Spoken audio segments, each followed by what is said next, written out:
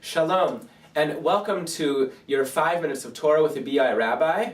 I'm your BI Rabbi for today, Rabbi Adam Stein. Actually, our senior rabbi, Jonathan Infeld, is away now on his sabbatical. He and his family left on Saturday night. We wish them well in Australia. They'll be spending most of their time in Sydney, and the kids going to school. Right now, though, they're traveling around Australia and New Zealand for the first 5 weeks. So we hope they're enjoying the warm weather down there. And you'll see Rabbi Infeld on some of these videos throughout his sabbatical. Now, I do hope all of you are keeping warm and dry. I'm quite new to Vancouver. I've been here about 6 months, and I'm told that this amount of snow is not normal. People keep telling me this, but I have yet to believe it. I do apologize for my voice. I think I'm on day 15 of this terrible cold. We have a couple announcements for you before I have a bit of a teaching. There's a family Havdalah with a difference, a great family Havdalah program at 5 p.m. on January 28th, about a month from now, exactly a month from now. There's a light meal, Sudash Lishit, a Havdalah led by my friend and colleague, Rabbi Mark Kasten, the new rabbi at VTT, and some craft activities like make your own spices. It'll be really great, and please come and please RSVP by the 23rd. Also in January, the first Lunch and Learn with Rabbi Stein, that's me, is on the 25th at noon.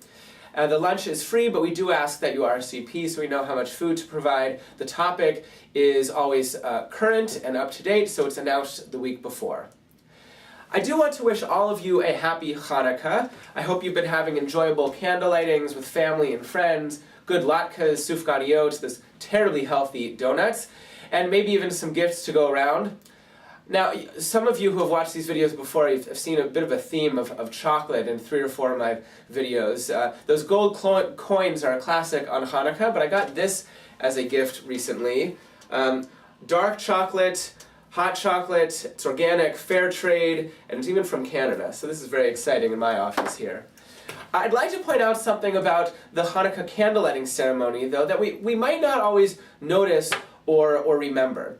Each night, of course, we sing 2 blessings, one about the mitzvah of lighting the candles, and one about the miracles that God did for our ancestors in those days and at this time. We can have a whole video, Josh, about that statement, those days and this time, but I'd like to focus on something else. And yes, there is a 3rd blessing that's said on the first night, Shechianu. But after all those blessings, and after the candle lighting, there's a paragraph that is called Hanerot Halalu. If you have a copy of the New Red Prayer Book at home, the Lev Shalem, you can find the blessings and this paragraph on page 429. This is the Lev Shalem. If you have the older Sim Shalom that we still use in our weekday minyan, they're on page 242, 243.